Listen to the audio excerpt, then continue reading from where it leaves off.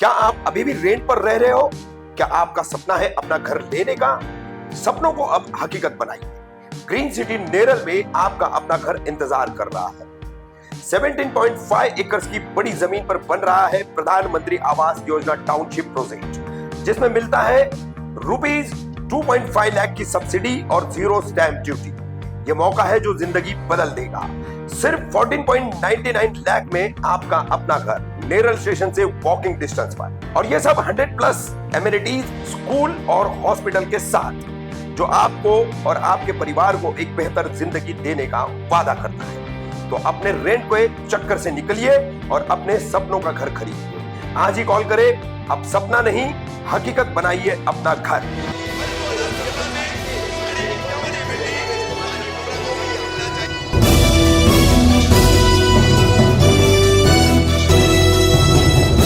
मैं रफीक कामदार, हिंदुस्तानी रिपोर्टर में आपका स्वागत है।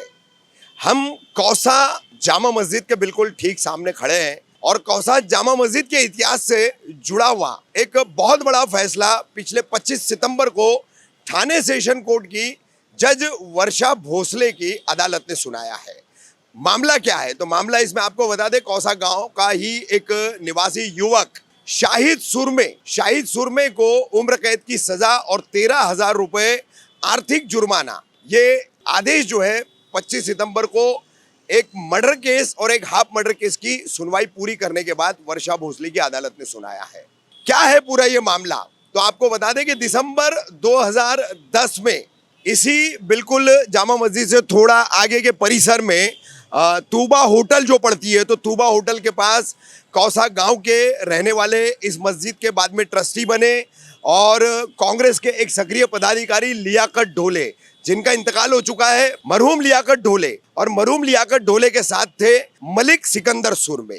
तो इन दोनों पर शाहिद ने सत्तूर से जानलेवा हमला किया था। पहला हमला लियाकत ढोले पर किया गया था, उनके गर्दन पर वार किया गया था, जिससे वो अधमरी हालत में चले गए थे। और उसी दौरान बचाव में आए हुए मलिक सिकंदर सुरमे को लोगों के पकड़ने के बावजूद सत्तूर छीनकर नीचे गिर जाने के बावजूद शाहिद सुरमे ने दूसरा चाकू निकालकर मलिक सुरमे पर हमला किया था और कई वार किए थे, जिसमें मलिक सुरमे की मौत हो गई थी। तो ये विवाद क्या था? तो ये विवाद आपको बता दें, वर्ष 2010 में ये खूनी वारदात जो कौसा गांव के मूल गांव के निवासी, कौसा गांव की आज 200-250 साल से ज्यादा की अपनी एक हिस्ट्री है, अपना एक इतिहास है। यहाँ पे डोंगरे परिवार, राउत परिवार, सूरमे परिवार, गुलबार परिवार, दलवी परिवार, अन्य जितने भी यहाँ पर जैसे हुंडेकर परिवार, ये कौसा गांव के मूल निवासी है। 250 से ज्यादा साल है इनकी हिस्ट्री के। तो ये कौसा जामा मस्जिद और इस मस्जिद की लगभग 90 एकड़ से ज्यादा की जमीन, आपकी जानकारी के लिए बता दूं, उस वक्त मैं आपका बुलंद उजाला नाम का एक हिंदी वीकली अखबार निकालता था और उस वक्त मेरी तमाम खबरों में ये पूरा विवाद उस वक्त छापा गया था। और जाती तौर पर एक पत्रकार होने के नाते इस घोटाले को उस वक्त जब उजागर किया गया था और इस पर जो विवाद हुआ था और उसी विवाद के चलते ये खूनी हमला हुआ था, इस दौरान मुझे भी काफी तकलीफें दी गई थी, मुझ पर भी हमला किया गया था। बहरहाल, तो विवाद जो है ये मस्जिद की जो जमीन थी, इस जमीन पर कई जगहों पर कौसा मुमरा में अवैध इमारतें खड़ी हो चुकी है। अलमास कॉलोनी है, घास वाला कंपाउंड है, किस्मत कॉलोनी का डोंगरे चौल का परिसर है, यहाँ पर इस मस्जिद की तमाम जमीनें हैं। और इसके बाद अगर आप चले जाएंगे तो शील खरडी रोड पर जो है बिल्कुल डावले गांव के पीछे, तो वहां पर भी कई सारी जमीन कौसा जामा मस्जिद ट्रस्ट की थी। तो इसी जमीन पर हो रहा अवैध निर्माण, मस्जिद को इसका कोई भी मुआवजा न देते हुए, मस्जिद को इसका कोई भी फायदा न देते हुए किए जा रहे काम, इसको लेकर मौजूदा ट्रस्टी और गांव में एक ग्रुप बना था जो इन घोटालों के खिलाफ लड़ रहा था, जिसमें लियाकत ढोले भी शामिल थे।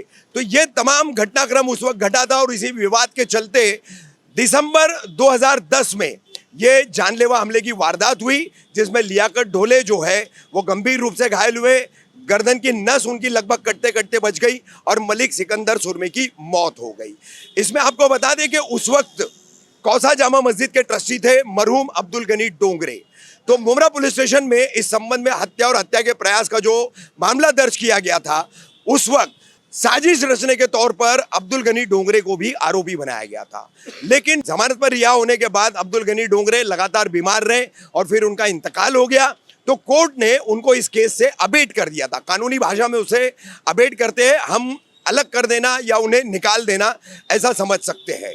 और उसके बाद लगातार सुनवाइयाँ हुई और सुनवाइयों के बाद इस घटना के जितने भी गवाह थे, पंचनामा घटनास्थल का जो हुआ था उसके जो पंच थे, इन सब की जो है पूरी विटनेसेस कोर्ट के सामने हुई और अंत में ठाणे जिला सेशन कोर्ट की जिला न्यायाधीश वर्षा भोसले ने इसमें अपना फैसला सुनाया। इसमें आरोपी के खिलाफ सरकार पक्ष की तरफ से पीपी के तौर पर, पब्लिक प्रोसिक्यूटर के तौर पर वर्षा चंदने ने काम किया। वहीं आपको बता दें कि दिसंबर 2010 में जब ये केस दर्ज हुआ था तो इसके जांच अधिकारी थे मुमरा पुलिस स्टेशन के क्राइम के पुलिस निरीक्षक सादिक बागवान, जिन्होंने इसकी जांच पूरी कर इसमें चार्जशीट फाइल की थी। और इतना ही नहीं, फिर ये मामला सीआईडी को भी सौंपा गया था। सीआईडी ने भी इसमें जांच कर अपना चार्जशीट इसमें फाइल किया था। अब इस पर कोर्ट के अंदर मौजूदा मुमरा पुलिस स्टेशन के कोर्ट कारकुन विद्यासागर और सीआईडी के कोर्ट कारकुन गिरीश पुराणिक, इन दोनों ने तमाम गवाहों को कोर्ट में पेश करना, न्यायालय में उनकी गवाहियां करवाना, ये पूरा काम किया। और अंत में फैसला आया शाहिद सुरमे, जिसने मरहूम लियाकत ढोले पर वर्ष 2010 में जानलेवा हमला किया और मलिक सिकंदर सुरमे पर दूसरे चाकू से हमला कर उसकी जान ले ली। तो इस संबंध में कोर्ट ने उसे उम्र कैद की सजा सुनाई है। 2010 का केस है, 2024 चल रहा है, 14 साल हो गया। मस्जिद के जमीनों के घोटालों को लेकर हुआ ये एक सनसनीखेज हत्याकांड था, जिसने पूरे महाराष्ट्र में इसकी गूंज उठी थी और पूरे महाराष्ट्र को उस वक्त इस पूरे मुद्दे ने हिला दिया था। काफी राजनीति भी हुई थी और काफी इसमें आरोप प्रत्यारोप भी लगे थे।